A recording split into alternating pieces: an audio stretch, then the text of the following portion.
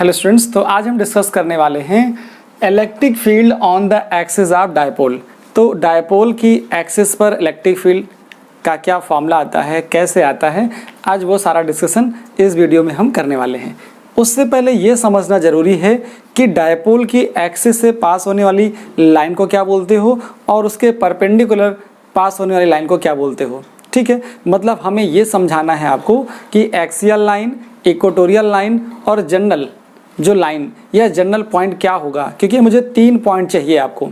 ठीक है, आपको समझाने के लिए मुझे 3 पॉइंट चाहिए। एक चाहिए एक्सियल पॉइंट, एक चाहिए इक्वेटोरियल पॉइंट और एक चाहिए जनरल पॉइंट। और तीनों जगह पर 1 बाय 1 हम इलेक्ट्रिक फील्ड निकालना सीखेंगे। तो आज के इस वीडियो में बेसिकली हमारा जो टारगेट है वो है एक्सियल पॉइंट पर इलेक्ट्रिक फील्ड फाइंड करना ड्यू टू डायपोल। देखिए, ये हमारे पास एक डायपोल है, ये हमारे पास एक डायपोल है। तो ये डायपोल, ये मिल गया हमारे पास डायपोल। ठीक, इस डायपोल पर क्या है, यहाँ पर प्लस चार्ज है, यहाँ पर माइनस चार्ज है। तो डायपोल का डायपोल मूवमेंट होता है, उसकी डायरेक्शन होती है। उसकी क्या डायरेक्शन है, मैंने ये डायरेक्शन दे दी, ये डायपोल मूवमेंट की डायरेक्शन हो गई। तो डायपोल मूवमेंट की डायरेक्शन माइनस चार्ज से प्लस चार्ज की तरफ होती है। अलोंग द एक्सिस होगी, means along the line joining of charges, और नेगेटिव से पॉजिटिव की तरफ। इतना समझ गए आप। जरा देखिए, ये जो लाइन है, ये लाइन, ये क्या है, ये डायपोल की एक्सिस से पास हो रही है। इसका मतलब ये लाइन हो गई कौन सी, इसको आप बोलोगे एक्सियल लाइन। क्या बोलोगे, ये एक्सियल लाइन हो गई। और दूसरी लाइन जो डायपोल के मिड से परपेंडिकुलर पास हो, फिर से डायपोल के मिड से और बाइसेक्टर पास हो, ये इसको बोलते हैं परपेंडिकुलर बाइसेक्टर। क्या बोलते हो इसको, इसको बोलते हो आप परपेंडिकुलर बाइसेक्टर, या इसी को आप बोलते हो इक्वेटोरियल लाइन। क्या बोलते हैं आप, इक्वाटोरियल लाइन। आप चाहे परपेंडिकुलर बाइसेक्टर बोलिए या इसको फिर इक्वेटोरियल लाइन बोलिए। तो क्या हो गया, एक्सियल लाइन पर कोई हम पॉइंट कंसीडर कर लें सी। ठीक है, तो इस पर इलेक्ट्रिक फील्ड का क्या फॉर्मूला होगा, या फिर इक्वेटोरियल लाइन पर एक पॉइंट ले लें सी, तो उस पर इलेक्ट्रिक फील्ड का क्या फॉर्मूला होगा वो सीखना है। ठीक है, वो हमको निकालना सीखना है। तो देखिए, अगर कोई भी पॉइंट ले रहे हो आप, कहाँ से लेना होता है, डायपोल के मिड से कितनी डिस्टेंस पर, r डिस्टेंस पर। अगर आपने कोई पॉइंट लिया है, उस पर डायपोल की वजह से फील्ड का फॉर्मूला डेरिवेट करना है, तो क्या आता है, ये आता है एक्सियल पर। तो ई ए लिख देंगे और यहाँ पे आ जाएगा क्या, K2P/r³। ये फॉर्मूला आता है एक्सियल का। और जरा इक्वेटोरियल पे देखेंगे तो क्या आएगा, इक्वेटोरियल पे जो इलेक्ट्रिक फील्ड का फॉर्मूला आता है उसको आप लिखते हो ई इक्वेटोरियल इक्वल टू K_P/r³। देखिए, इसको मैंने इधर बनाया और यहाँ पर जो इलेक्ट्रिक फील्ड थी ई एक्सियल, इसको इधर बनाया। क्यों, ई एक्सियल को मैंने उधर बनाया और ई इक्वेटोरियल को मैंने इधर बनाया, इसके पीछे एक लॉजिक है, उस चीज़ को आप समझ लीजिए। देखिए, इसको इस तरफ बनाने से मतलब ये हुआ कि ई इक्वेटोरियल, मतलब इक्वेटोरियल लाइन पर जो नेट इलेक्ट्रिक फील्ड आती है वो ये आता है, और ये जो इलेक्ट्रिक फील्ड है वो क्या है, वो डायपोल मोमेंट के एंटी पैरेलल है। जो एक्सियल पॉइंट होता है, एक्सियल पॉइंट पर जो नेट इलेक्ट्रिक फील्ड आती है वो डायपोल मोमेंट के पैरेलल होती है। तो कभी कभी ये क्रॉस क्वेश्चन भी पुट अप होता है कि what is the angle, what is the angle at equatorial line. तो यहाँ पे जो क्रॉस क्वेश्चन बनता है, क्वेश्चन क्या बन गया, पहले बन गया कि angle between E net and dipole moment P। ठीक है, E net and P vector, E net vector और P वेक्टर का मतलब हो गया नेट इलेक्ट्रिक फील्ड और dipole moment. Angle between E net and dipole moment at equatorial, कहाँ पे, चलिए पहले मैं लिखता हूँ at axial point, at axial point. Axial point पे कितना होता है, at axial point is 0 degree. क्या होता है एंगल, एंगल होता है 0 डिग्री। या कह सकते हो कि net electric field is parallel to the dipole moment. क्या हो गया, that is E net is parallel to dipole moment. ये हो जाता है। दूसरा यहाँ पे क्वेश्चन जो बना, ये क्वेश्चन और आंसर दोनों है यहाँ पर, तो मतलब एक बात आपको ये समझ में आई, दूसरी ये समझ में आने वाली है क्या कि angle between E net and P vector eight equatorial line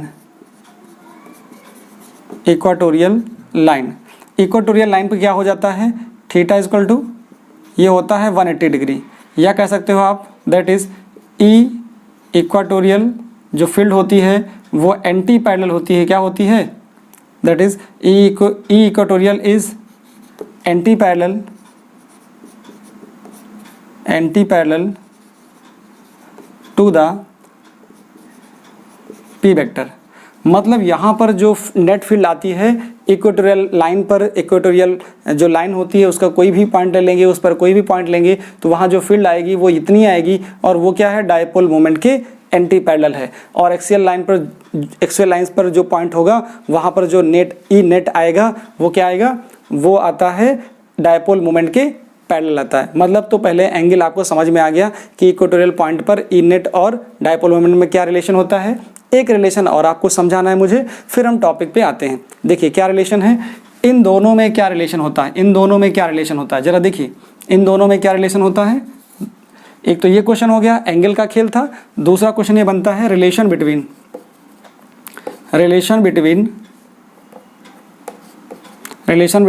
E axial and E equatorial. ठीक है, ई एक्सियल एंड ई इक्वाटोरियल में क्या रिलेशन होता है, तो ये इक्वाटोरियल है, मैंने लिखा है ई इक्वाटोरियल। तो ई इक्वाटोरियल मतलब ये एक्सियल का है, ये इक्वाटोरियल, दोनों में क्या रिलेशन है, ध्यान से सुनिए। ई एक्सियल का फॉर्मूला होता है K2P/R³। तो क्या करिए, सिर्फ इतना गैप कर लीजिए। देखिए इसकी जगह पे क्या हो जाएगा, इसकी जगह पे आ जाएगा कितना, ये आ जाएगा ई एक्सियल इक्वल टू 2 रहने दीजिए, Kp/R³ की जगह Kp/R³ की जगह लिख सकते हो आप ई इक्वाटोरियल।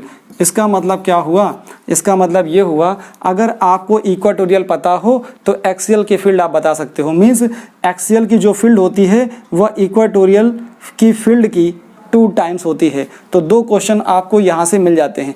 तीसरा एक चीज़ और देखिए कि जो डायपोल है उस डायपोल की वजह से एक्सियल पॉइंट पर फील्ड ये, इक्वाटोरियल पॉइंट पर फील्ड ये। अगर मैं पूछूं कि जनरल पॉइंट एक ले लिया जाए, एक जनरल पॉइंट ले लिया जाए इस डायपोल के लिए, ना एक्सियल पे पॉइंट हो ना इक्वाटोरियल पे हो, एक जनरल पॉइंट हो, मतलब कोई पॉइंट यहाँ पे हो इस जगह पर, तो इस जगह पे फील्ड का क्या फॉर्मूला आता है, ये जनरल पॉइंट हो जाता है सी। क्या हो जाता है, जनरल पॉइंट। इस जनरल पॉइंट पर फील्ड का क्या फॉर्मूला आता है, इस जनरल पॉइंट पर फील्ड का फॉर्मूला मैं लिख देता हूँ, इसका भी हम लोग सेपरेट वीडियो करेंगे। ठीक है, अभी क्या होता है फॉर्मूला, देखिए ई सी इज इक्वल टू क्या आ जाएगा, जनरल पॉइंट सी है, सी पर फॉर्मूला क्या आता है Kp/R³, और अंदर क्या आ जाएगा, अंदर आ जाएगा 1+3 cos स्क्वायर थीटा। क्या आ जाएगा, 3 cos स्क्वायर थीटा। ये है फॉर्मूला आपके पास, 3 cos स्क्वायर थीटा आ जाता है। एक मिनट मैं सही से लिख दूँ और आपको दिख जाएगा, जिससे यहाँ पे लिखना चाहिए मुझे ई सी इज इक्वल टू Kp/R³ और अंडर रूट में रहता है 1+3 cos स्क्वायर थीटा। ये है फॉर्मूला, ये होता है जनरल पॉइंट के लिए फॉर्मूला। इस फॉर्मूले से हम लोग एक्सियल और इक्वेटोरियल भी निकाल सकते हैं और निकालना सीखेंगे। ओके, तो फिलहाल अभी के लिए कि टॉपिक में जाने से पहले क्या क्रॉस क्वेश्चन बन सकते थे वो मैंने शुरुआत के 10 मिनट में डिस्कस किया। अब टॉपिक को समझते हैं, क्या है electric field on the axis of dipole. तो ये नोट करिए, इसका स्क्रीनशॉट लीजिए, फिर मैं बात करता हूँ इसके लिए। चलिए बेटा, तो आपने 2 क्रॉस क्वेश्चन देखे और तीसरा क्रॉस क्वेश्चन ये था कि जनरल पॉइंट पर फील्ड का क्या फॉर्मूला है वो भी आपने देख लिया। अभी का क्या टारगेट है, अभी का टारगेट ये है कि एक्सियल पॉइंट पर डायपोल की वजह से क्या फील्ड आने वाली है हम वो सीखने वाले हैं। देखिए एक यहाँ पर क्या है, एक डायपोल AB है। इस डायपोल AB पर जरा देखिए, इस डायपोल AB पर इस डायपोल ए बी पर जो ए इंड है उस पर प्लस चार्ज है और बी पे माइनस चार्ज है, और डायपोल की जो लेंथ होती है वो होती है 2l, तो 2l मैंने मेंशन कर दिया है, ठीक है। और ये O होता है mid of the dipole, dipole का मिड पॉइंट क्या होता है, O होता है। अब ये हो गई एक्सियल लाइन, ये हो गई पूरी एक्सियल लाइन। तो इस एक्सियल लाइन पर आपने क्या किया है, एक पॉइंट C लिया है, कहाँ से, डायपोल के मिड से r डिस्टेंस पर एक पॉइंट लिया है। तो क्या करना है जरा देखिए, कंसेप्ट समझिए।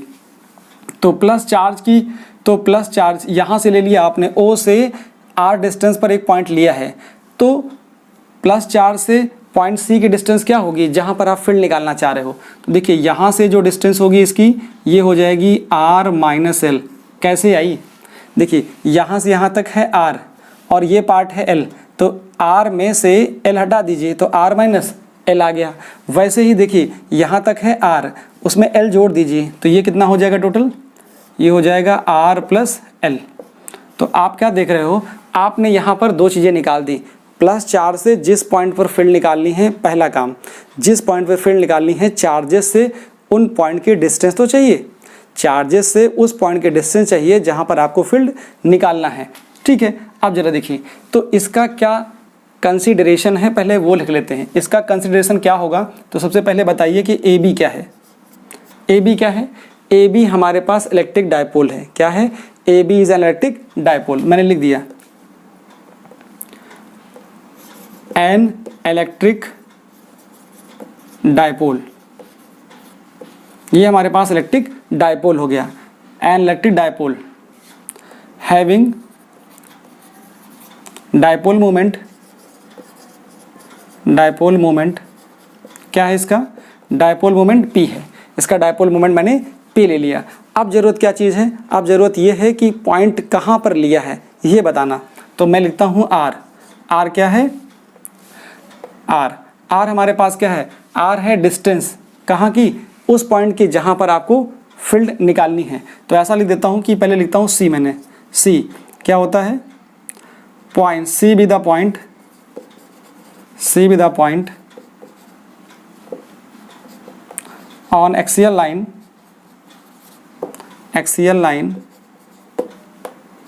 at a distance r from mid of dipole। तो हमने ये ले लिया है, C पॉइंट कहाँ है, C पॉइंट है एट एक्सियल लाइन पर है, एट अ डिस्टेंस r है from mid of the dipole, ठीक है। अब क्या करना है, अब मुझे C पॉइंट पर फील्ड फाइंड करनी है, नेट फील्ड फाइंड करनी है ड्यू टू डायपोल। तो देखिए अब हमारे पास क्या आ गया, ये सारा कैलकुलेशन हो गया। हमने लेट क्या किया है, हमने लेट किया है r इक्वल टू क्या है, r इक्वल टू है OP। देखिए O से C है, सॉरी OC है, R इक्वल टू OC, ये हमने लेट किया हुआ है। अगर ये लेट कर लेंगे तो उस कंडीशन पर ये कितना हो जाएगा, देन ये आपके पास आ जाएगा AC इक्वल टू आ जाएगा R माइनस L, और ये आ जाएगा BC इक्वल टू आ जाएगा R प्लस L। तो ये तो कंसीडरेशन है हमारे इस आर्टिकल के लिए।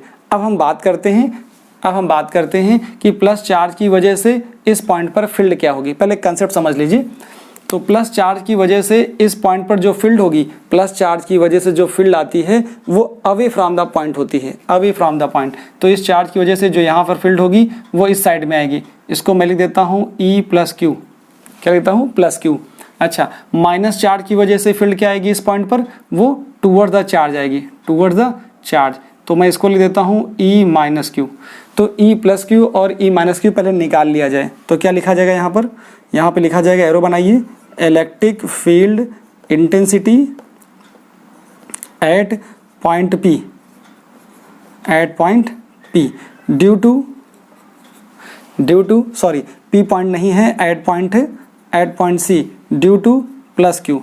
तो प्लस Q की वजह से क्या आ जाएगा, E प्लस Q की वजह से कितनी हमारे पास फील्ड आ रही है, हमारे पास फील्ड आ रही है प्लस Q की वजह से हमारे पास ये रेडियस हो जाएगी, ठीक, ये डिस्टेंस हो जाएगी, इस पॉइंट पर ये आया। इसका मतलब मैं लिख सकता हूँ K P अपॉन, ठीक है, सॉरी के क्यू अपॉन जो फॉर्मूला होता है field due two point charge का, वो होता है के क्यू अपॉन आर स्क्वायर। तो पॉइंट चार्ज ही तो है ये, इसकी वजह से क्या आ जाएगा, यहाँ से यहाँ तक की डिस्टेंस है कितनी, आर पी, सॉरी ये हमारे पास डिस्टेंस है, ये हो जाएगी ए सी का स्क्वायर हो गया। वैल्यू पुट कर दीजिए जरा देखिए, तो ई प्लस क्यू की जो वैल्यू आएगी के क्यू अपॉन ये हो जाएगा आर माइनस एल का होल स्क्वायर। तो ये तो हमारे पास मैग्नीट्यूड निकल आया, ठीक है। डायरेक्शन अगर देखना चाहेंगे तो डायरेक्शन इसकी कहाँ है, इसकी डायरेक्शन ए टू सी है। डायरेक्शन क्या है, ए टू सी। अगर आप चाहो लिखना तो ले सकते हैं ए टू सी। अब मैं बात करूँगा किसकी, देखिए यहीं पर लिख लेता हूँ, electric field intensity at point C due to minus Q की वजह से फील्ड क्या आ जाएगी, यहाँ पे आ जाएगी हमारे पास E minus Q is equal to K Q upon minus charge यहाँ पे है, तो यहाँ से पॉइंट की डिस्टेंस कितनी हो जाएगी, ये हो जाएगी बी सी का स्क्वायर। ये हमारे पास आ गया बी सी का स्क्वायर। अब बी सी है कितनी, बी सी आप देख रहे हो आर प्लस एल है, तो मैं इसको ले सकता हूँ कितना, K Q upon R plus L का होल स्क्वायर। तो आर प्लस एल लिखा जा सकता है। यहाँ से कितना आ जाएगा जाके, ये हो जाएगा ये, और यहाँ ले सकता हूँ न्यूटन पर कूलम। साथ में क्या ले सकता हूँ मैं यहाँ पर, इसकी डायरेक्शन क्या हो जाएगी, देखिए इस चार्ज की वजह से इस पॉइंट पे डायरेक्शन होगी सी टू बी, क्या होगी सी टू बी। ये डायरेक्शन मैंने नोट कर दी। चलिए इतनी बात हो गई। अब क्या करना है मुझे, अगर प्लस चार्ज की वजह से फील्ड आ जाए तो प्लस चार्ज की वजह से फील्ड ये आ गई, और माइनस चार्ज की वजह से इसी पॉइंट पर फील्ड किधर आ गई, इधर आ गई। अब देखना है नेट फील्ड किधर होगी, क्या होगा, अब आपको देखना है कि नेट फील्ड कितनी होगी। तो मैं लिखने जा रहा हूँ net electric field intensity at point C point पर नेट इलेक्ट्रिक फील्ड इंटेंसिटी कितनी होगी। ठीक है, इसको निकालने का एक तरीका है। देखिए तरीका क्या होता है, हम यूज़ करेंगे parallelogram law of vector addition. ठीक है, लॉ ऑफ पैरेललोग्राम यूज़ करेंगे। तो मैं लिख देता हूँ using law of parallelogram, using law of parallelogram. ठीक है, क्या हो जाएगा जाके, यहाँ पे हो जाएगा ई नेट, और जो ई नेट इस पॉइंट पे आएगा, जो आएगा वही होगा ई एक्सीएल। इसका मतलब यहाँ से क्या लिखा जा सकता है, यहाँ लिखा जा सकता है ई प्लस क्यू का स्क्वायर प्लस ई माइनस क्यू का स्क्वायर, फिर 2 ई प्लस क्यू, फिर ई माइनस क्यू इंटू कॉस। कितना एंगल आएगा जरा देखिए, इन दोनों के बीच में एक इधर है एक इधर है, इसका मतलब इनके बीच में एंगल आ जाएगा 180 का। कितना आएगा 180 का, तो यहाँ हो जाएगा cos 180, ये आ गया। अब cos 180 की जो वैल्यू होती है वो -1 होती है, तो यहाँ -1 पुट कर देंगे। तो क्या आ जाएगा जाके यहाँ से आएगा E net is equal to under root के अंदर ये आएगा E square plus Q plus E square minus Q. ये हो गया -1, इसका हो गया, इसका -1 होगा तो -2 प्लस क्यू, और यहाँ से आएगा माइनस क्यू। अच्छा, अब ये फार्मूला बन गया ई नेट, यहाँ लिखा जाए कितना, ये आ जाएगा ई प्लस क्यू इक्विवेलेंट ई माइनस क्यू। अब यहाँ पर ये डिसाइड नहीं हो पा रहा कि है बड़ा कौन, ई प्लस क्यू बड़ा होगा फील्ड या ई माइनस क्यू की वजह से फील्ड बड़ी होगी। तो मैं लिख देता हूँ यहाँ से ई नेट जो हमारे पास आया है वो कितना हो जाता है, वो सिंपली हमारे पास हो जाएगा, ये देखिए यहाँ पर मैं इसको ले सकता हूँ ई प्लस क्यू इक्विवेलेंट ई माइनस क्यू। चलिए यहाँ पर लॉजिक अब क्लियर करते हैं कि होगा एक्चुअली में बड़ा क्या होगा। देखिए अगर डिस्टेंस छोटी होती है, यहाँ पे मैं लॉजिक दे देता हूँ। देखिए सिंस ई प्रोपोर्शनल टू होता है 1/r², जिसकी डिस्टेंस छोटी होगी उसकी फील्ड बड़ी होगी। कंसेप्ट यही है, जिसकी डिस्टेंस छोटी होगी चार्ज से, जिस इस पॉइंट पे निकालना है तो चार्ज इसके पास में, जो अगर जिस चार्ज के पास पॉइंट होगा उसकी फील्ड ज़्यादा होगी, और जिस चार्ज से पॉइंट ज़्यादा दूर होगा उसकी फील्ड वीक होगी। तो इसका मतलब है कि प्लस चार्ज की वजह से ज़्यादा बड़ी होगी। इसका मतलब ये लिखा जा सकता है E net is equal to E plus Q minus E minus Q लिखा जा सकता है। चलिए यहाँ तक पहुँच गए। यहाँ देखिए, यहाँ पर क्या आएगा, हमको ई प्लस क्यू और ई माइनस क्यू की वैल्यू पुट कर देनी है। पुट कर देंगे तो क्या मिलेगा जाके, यहाँ से के क्यू अपॉन आर, इसका कितना था R minus L, R minus L का होल स्क्वायर था। इसकी वैल्यू कितनी थी, K Q upon R plus L का होल स्क्वायर था। यहाँ से क्या कॉमन हो जाएगा, यहाँ से के क्यू कॉमन हो जाएगा। इधर मल्टीप्लाई करेंगे तो क्या आएगा, आर प्लस एल का होल स्क्वायर होगा। इधर मल्टीप्लाई करेंगे तो क्या आएगा, आर माइनस एल का होल स्क्वायर आएगा। और देखिए नीचे क्या आ जाएगा, आर माइनस एल का आर माइनस एल का होल स्क्वायर है, आर प्लस एल का होल स्क्वायर है। तो देखिए ऊपर वाले को तो ओपन कर लीजिए, ओपन कर दीजिए तो क्या आ जाएगा जाके, ऊपर वाले को ओपन कर देंगे और के क्यू बाहर रहेगा। ऊपर ओपन करेंगे तो R square plus L square plus 2RL आएगा। ऐसे ही इसके अंदर भी आएगा। इसके अंदर कितना आएगा, एक ब्रैकेट में कर ही देता हूँ, R square plus L square minus 2RL, ये आ गया। नीचे देखिए एक बार इससे चुरा लीजिए, आर माइनस एल और R minus L, sir R plus L, एक ब्रैकेट में हो गया ये। दूसरे में ऐसे ही आएगा, आर माइनस एल और आर प्लस एल, ये इस तरह हो गया। ठीक है, अब मैं इधर वाला थोड़ा सा रब कर लेता हूँ, इसका स्क्रीनशॉट ले लीजिए आप। देखिए लैंग्वेज की कोई ज़रूरत थी नहीं इधर।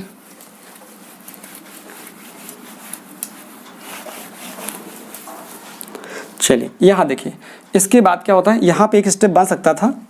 ठीक है, यहाँ ले देता हूँ मैं, ई नेट की जो वैल्यू आई, के क्यू तो कॉमन है। यहाँ पे जब ओपन करेंगे तो क्या आएगा, R square plus L square plus 2RL और प्लस यहाँ माइनस आएगा आर स्क्वायर और minus L square plus 2RL आएगा। और नीचे क्या आ जाएगा, ये आ जाएगा R square minus L square का होल स्क्वायर। देखिए ये होता है R square minus L square, और इधर भी वही चीज़ है तो उसका होल स्क्वायर हो जाएगा। यहाँ पे ये आ गया। देखिए यहाँ से ये कैंसिल आउट हो जाएंगे, केवल ये बचेगा और ये बचेगा। मतलब आपको मिल गया जाके ई net is equal to K Q और अंदर मिल गया 4RL मिल गया। नीचे आएगा जाके R square minus L square का होल स्क्वायर। इसको तोड़ लीजिए यहाँ से, इसको तोड़ेंगे तो क्या मिलेगा, इसको तोड़ेंगे तो क्या आएगा, देखिए क्यू अंदर भेज दीजिए तो ये हो जाएगा के, यहाँ अंदर ले जाएंगे तो ये हो जाएगा 2QL और यहाँ से 2R बाहर कर लीजिए। यहाँ क्या हो जाएगा, R square minus L square का होल स्क्वायर। आपको पता है डाइपोल मोमेंट क्या होता है, सिंस P इक्वल टू होता है 2QL। यहाँ वैल्यू पुट कर दीजिए तो ई नेट की जो वैल्यू आई है वो आ जाएगी जाके क्या, KP 2R और नीचे आ गई जाके R square minus L square का होल स्क्वायर। तो ये चीज़ यहाँ से तो फॉर्मूले में आ गई। इस फॉर्मूले को भी आप याद रखोगे। ये फॉर्मूला जनरली तब लगेगा जब डाइपोल शॉर्ट नहीं होगा, जब डाइपोल शॉर्ट नहीं होगा। इन केस आप डाइपोल शॉर्ट हो जाए तो क्या होगा, फॉर शॉर्ट डाइपोल क्या होगा, फॉर शॉर्ट डाइपोल। अगर डाइपोल शॉर्ट हो जाए, देखिए इसको स्टार बना लीजिए, इसकी बहुत ज़रूरत है आपको। इस फॉर्मूले को तब आप यूज़ करोगे जब डाइपोल शॉर्ट ना हो, मतलब K 2PR upon R square minus L square का होल स्क्वायर लगेगा। अभी क्या डाइपोल शॉर्ट हो जाए, डाइपोल शॉर्ट हो जाने का मतलब ये होता है कि L is less than R हो जाए। इसका मतलब ये हो जाएगा that is L square tending to 0 हो जाए। क्या हो जाए, टेंडिंग टू 0 हो जाए। इसका मतलब है यहाँ एल स्क्वायर हटा दीजिए तो क्या आ जाएगा जाके, ई नेट इज इक्वल टू क्या आएगा आपको, यहाँ मिलेगा क्या, के 2PR और यहाँ से क्या मिल जाएगा, ये हो जाएगा R की पावर 4, क्योंकि एल स्क्वायर हटा दिया तो R की पावर 4 आ गया, एक R कैंसिल आउट हो जाएगा। तो क्या मिल जाएगा यहाँ से, ई नेट इज इक्वल टू आ जाएगा के 2P अपॉन R³ तो ये होती है इलेक्ट्रिक फील्ड इंटेंसिटी का formula on the axis of the dipole. यहाँ तक पहुँच गए। अब मुझे बताना है कि इसका वेक्टर फॉर्म क्या होता है। ठीक है, इस साइड का मैं रब कर देता हूँ। देखिए पहले स्क्रीनशॉट ले लीजिए। ठीक है, अब क्या हुआ, यहाँ पर वेक्टर फॉर्म क्या होगा और वेक्टर फॉर्म से रिजल्ट आ जाएगा। देखिए यहाँ क्या हो गया, जाके यहाँ देख रहे हो इसका वेक्टर फॉर्म क्या होगा, वेक्टर फॉर्म। वेक्टर फॉर्म अगर लिखना चाहें तो क्या लिखेंगे, E net.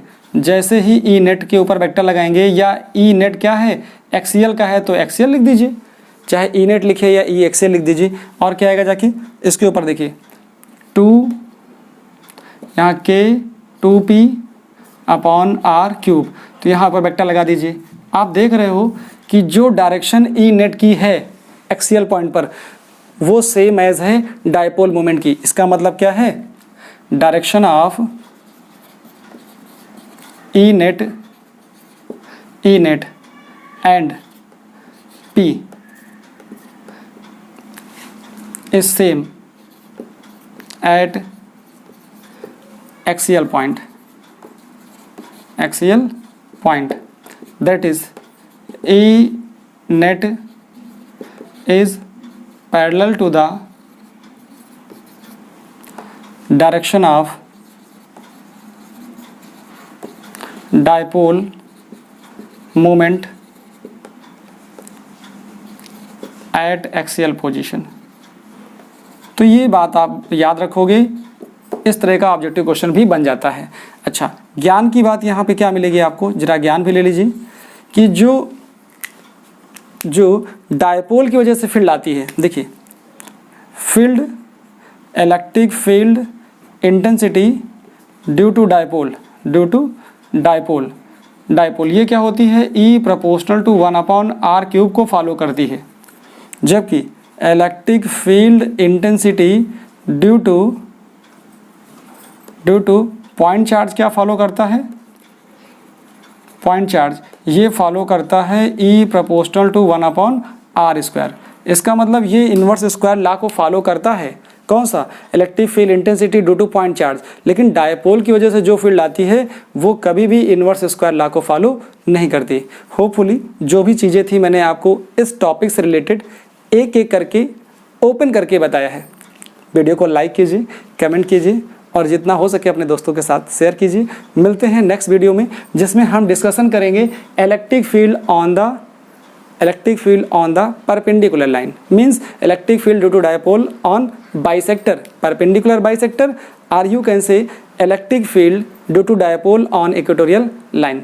Thank you so much for watching this video.